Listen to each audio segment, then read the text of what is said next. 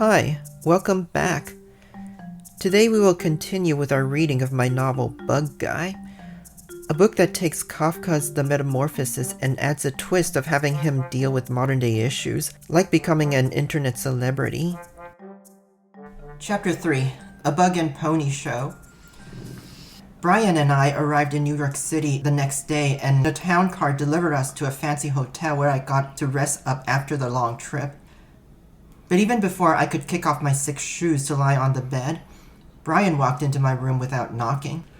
Sorry for barging in, but we have a lot to do. Right then, 5 other people marched into my tiny room. The bed took up most of it, which now felt like the inside of a clown car. Brian pointed to 2 bearded men in suits and said, Meet Dr. Phillips and Dr. Chung. They're from Colombia. They'll examine you to provide incontrovertible proof that you are a giant bug. He pointed to a bald, middle-aged guy. And this is Frank. Frank is an experienced tailor who will be making a bespoke suit that will both fit your unique body shape and be timelessly stylish.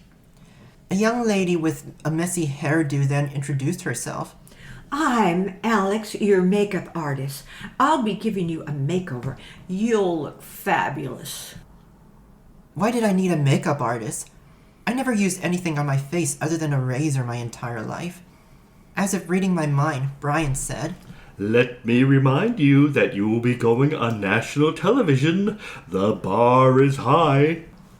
Okay, but how can makeup improve the way my face looks?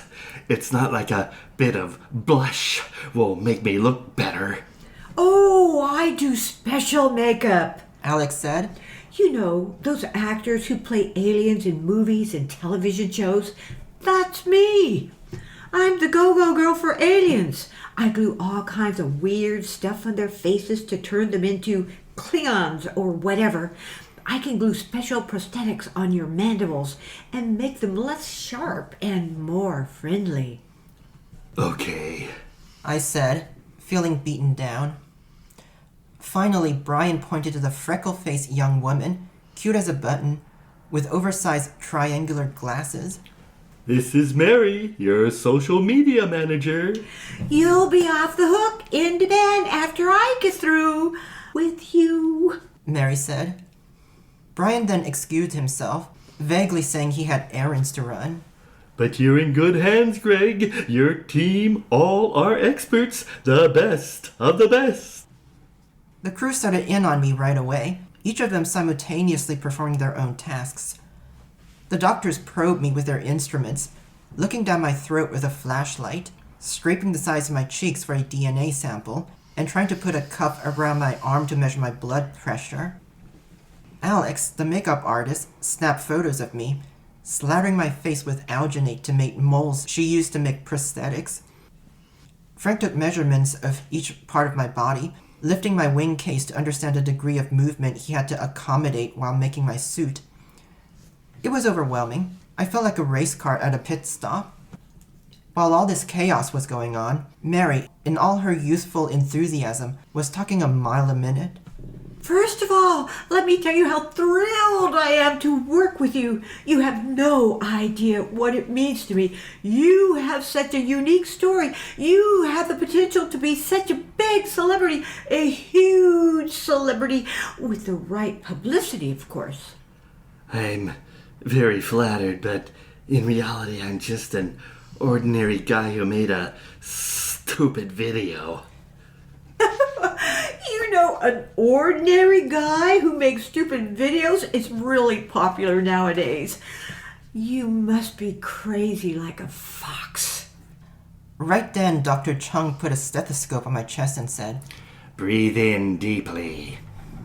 I did, as Mary furiously made notes on a pad. Now, She said when the doctors were done, any celebrity needs a killer website. I took the liberty of registering the domain thebugguy.com. Okay, but why not GregorySamsa.com? Too hard to spell and unnecessarily complicated. The masses will have a hard time spelling Gregory Samsa. But The bug guy, no problemo. Yeah, but I've been Gregory Samsa all my life, and a giant bug for the past few days. I don't want to be known as just the bug guy, because that's not what I feel I am. Well, like it or not, you are the bug guy already. It's your unique selling point, and you need to embrace it as if you want to break out from the pack. Anyway, now that we have a domain name, let's populate the site with some content. She opened her laptop. The profile picture is first thing. A person encounters, and the first impression counts. Now, let's take a look at some of the headshots of you. She clicked on a folder and said, Ooh, these are pretty special. Nice job, Alex. Still, though, She paused and licked her lips. your mandibles look too big. Let me reduce them a little. She photoshopped them on a spot, making them smaller and their points more round. Now, let's also make those eyes bigger and those antennae straighter and color your face a tad lighter. Lighten the color of my face? Isn't that racist? Mary shrugged. A little bit, but the public will accept you better. Excuse me. Frank said, interrupting the conversation. It looks like you need to open your wing case to fly. Now, the suit I had in mind won't allow you to do that, but that would mean no flying while you wear it. Or I could design a suit you can fly in, but that might take too much time. If you can expedite it, I'd prefer a suit that lets me fly. Frank sighed. It's a lot more work, but you're a giant bug going on TV, not me. I'll just have to not sleep tonight. After Mary finished touching up my profile picture, she said, Now, we'll work on your website style. We want everything to have bug theme. So, I'll use beige as the default background, just like the color of your skin. Each page on this site will get a special insect-shaped border. So, lead-off paragraphs will have the shape of the head of an insect because it's the head of the document. Get it? And each paragraph will be bordered by the body segment of an insect. What kind of insect? It doesn't matter. No one will notice a detail like that. Well, cranks will. But you can never please a crank. I just text the artist with his specs. Anyway, I study calligraphy and will create an insect-themed font. Trademark protected. She switched screens to show me. As you can see, capitals like A, E, and F, which have fairly straight strokes, have their strokes replaced with insect blades. And I replaced the serifs with claws. Letters with curves like O, U, and B resemble earthworms curved into the shape of each respective letter. Oh, and I did a special thing with Y. It's a slug. See? She showed me. The eye stalks formed the arms of the Y while the body formed the trunk. This is all very clever, but the font isn't exactly easy to read. Yeah, you're right. We won't use it everywhere. Just when we want to add extra bugginess. I nodded, not fully convinced, but starting to trust her. Now, let's talk content. I have set up a blog for you. You need to feed the blog. New entries once a week at least, but hopefully more often. Once you get it started and money starts to come in, we'll get you an assistant. I don't know if I could write that much material every week. Hey, you're a giant bug. Nobody else is a giant bug. Just let it flow. Anything and everything. What is it like? How do you dress yourself? What do you eat for breakfast? You know, very mundane things like that. Your thoughts and dreams, hopes and fears. Well, I eat garbage for breakfast. Mary recoiled. then recovered in an instant. Okay, let's go on. Let's not go on the fact that you eat garbage. Not for a while, anyway, until we can do some focus groups.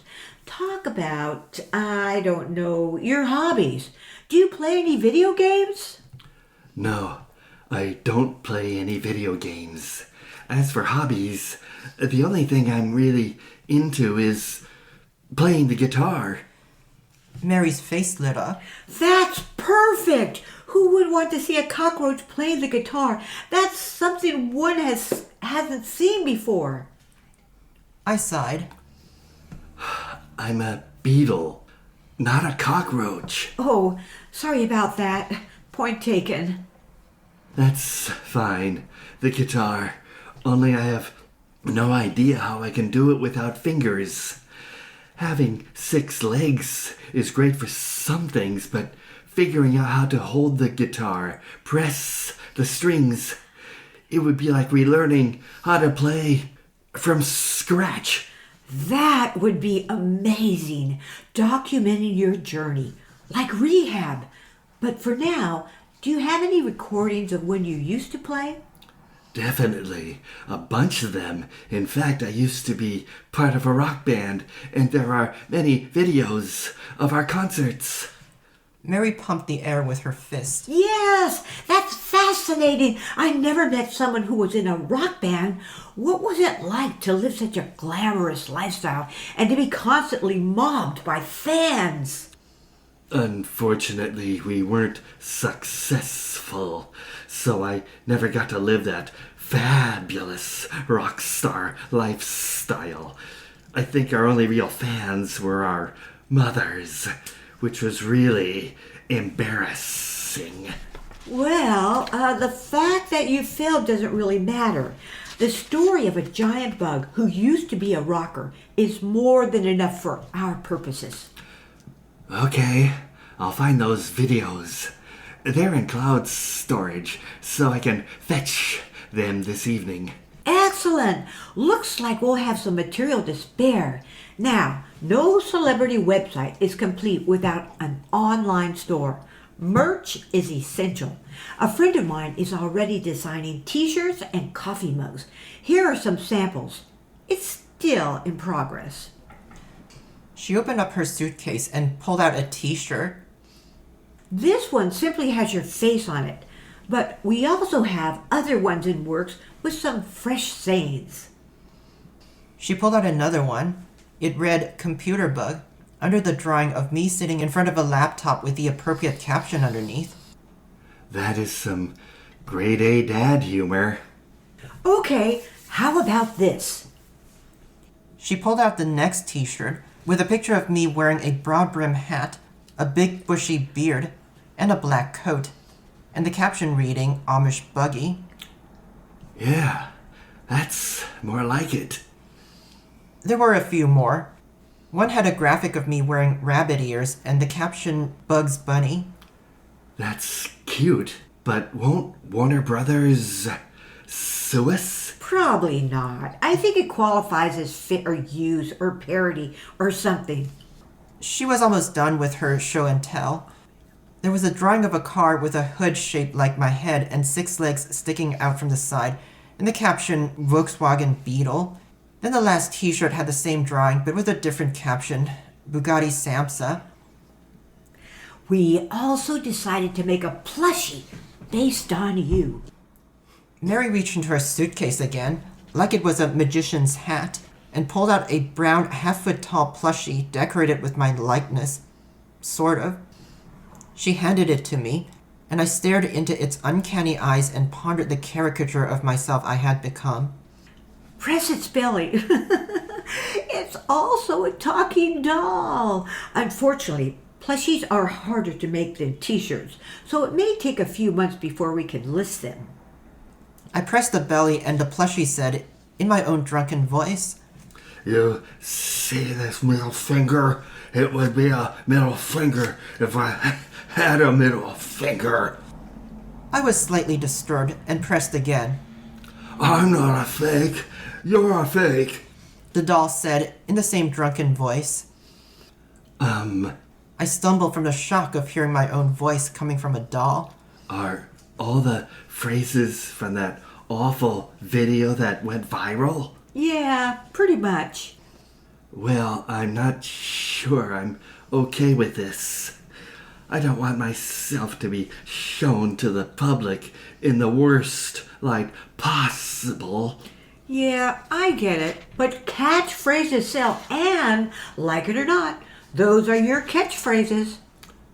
Okay, but I think other phrases might also sell. Like, believe in yourself, seize the day. You know, in a less corny way than how I just said it. And while you're at it, why not add there's no I in team, and you miss every shot you don't take? Gregory, we're trying to sell toys to edgy teenage boys, not come up with slogans for Hallmark greeting cards. Yeah, but I don't want people to laugh at me. Well, they won't be laughing once they see you sleeping on a pile of their money. She said, entering notes in her computer. Okay, what next? Let's turn our attention to preparing you for the interview tomorrow. The most important thing to remember is that when the camera is rolling, always remain calm. I say this because Steve might slip in some off-color questions or even poke fun. But that's Steve, his style of interviewing. Do you think you can remain calm? Sure, I'm a professional. I am the ninja of remaining calm. Well, that's a relief. Remember, though, our goal, we're trying to reestablish your image after you blow up on the internet. Shall we practice? I'll ask you some questions Steve will definitely ask. What went through your mind when you woke up and discovered you had turned into a giant bug? I was in a panic. In what way? Well, I was thinking, how can I go to work looking like this? That's a valid concern. So then what happened? Well, I thought, if I do some positive thinking, maybe people will be charmed by my attitude and not pay too much attention to my hideous body. That sounds completely bonkers. Well, what was I supposed to do? Crawl under the bed and die of embarrassment? You're funny. That's great. But what I want is for you to be relatable. Your reaction was unique, but not so relatable. Why did my reaction need to be relatable? I was simply being professional. When you're a professional, you have to be calm, no matter what crazy stuff happens. And man, a lot of crazy stuff happens all the time, especially where I work. Yes, that's what I mean by relatable. I mean, who of us has not encountered some disastrous situation at work and just carried on because we don't want to appear unprofessional?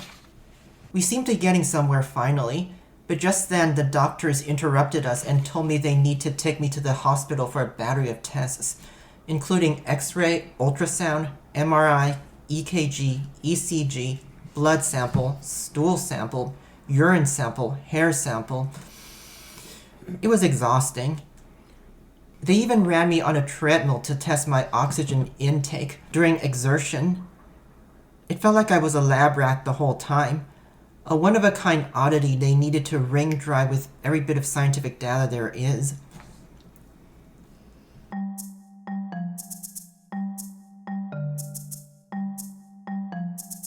And that concludes part 1 of chapter 3.